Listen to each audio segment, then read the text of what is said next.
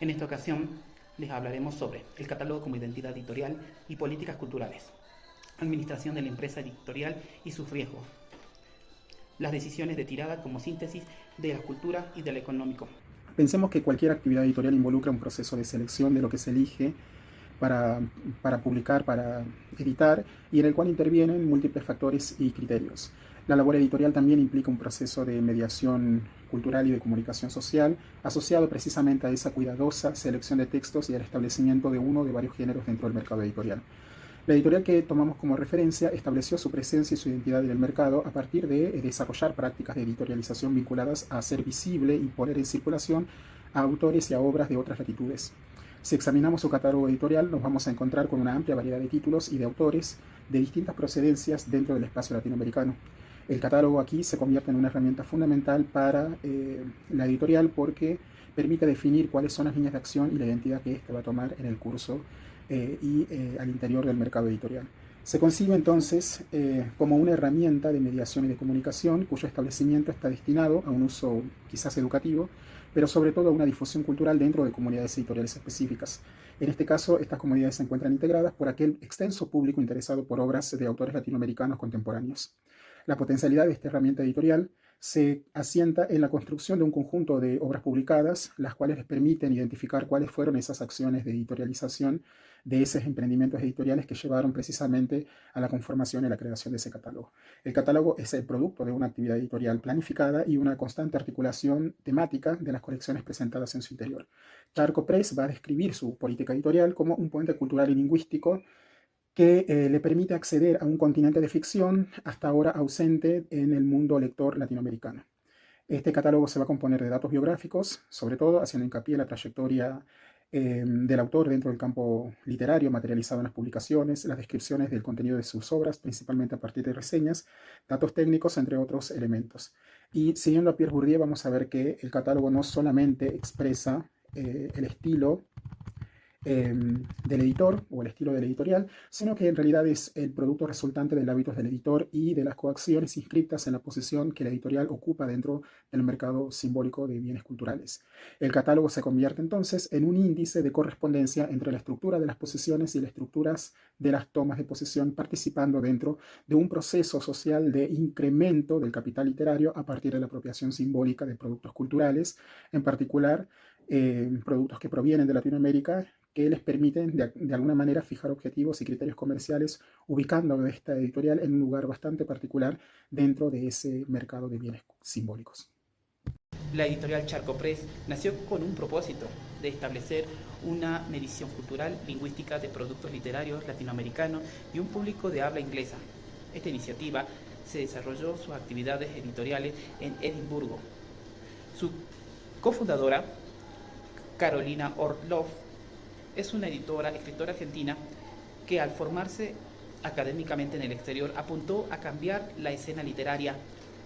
actual y hacer un espacio para un tipo que ha sido pasado por alto, posicionando a la editorial como un puente, un mundo de escritores contemporáneos talentosos y un público ansioso de nuevas historias. La administración de la empresa editorial constituye la columna vertebral de la cadena productiva que se encuentra integrado por la producción intelectual, la producción material que incluye la preproducción y la producción industrial de los productos editoriales y finalmente la distribución y la comercialización. Estas etapas presentan algunos desafíos que la empresa editorial debe sortear al momento de poner a circular sus productos editoriales en un público específico que es el público de habla inglesa. La identidad de la marca se elabora, digamos, a partir de una labor editorial centrada en la traducción cultural y lingüística de autores latinoamericanos. En este sentido, la figura del editor se convierte en una cuestión central dentro de la etapa intelectual porque es quien se encarga de contactar a los autores, de conocer el campo editorial latinoamericano y de revisar terminologías empleadas en los manuscritos sobre todo. También se van incorporando dentro de este proceso su conexión con algunos desencadenantes jurídicos, sobre todo lo que tiene que ver con los derechos de propiedad intelectual y la manera en cómo los autores pueden ceder al editor por un periodo de tiempo o dichos derechos. También en la etapa de preproducción editorial de Charco Press es una fase crucial porque en esta actividad editorial se lleva adelante la puesta en valor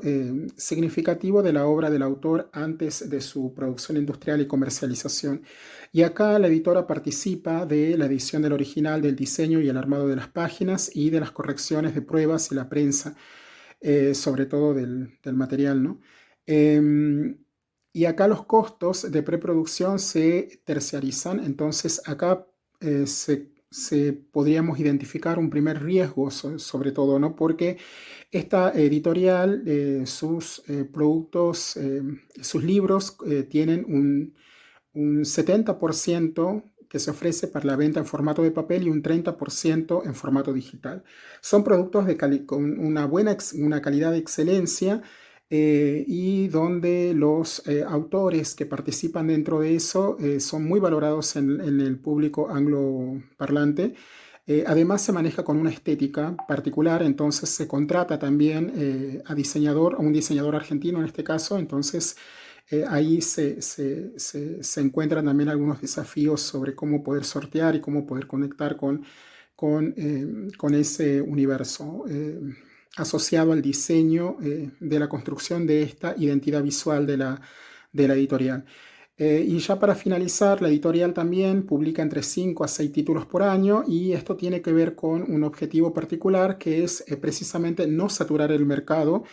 y dejar siempre esta sensación de deseo de seguir explorando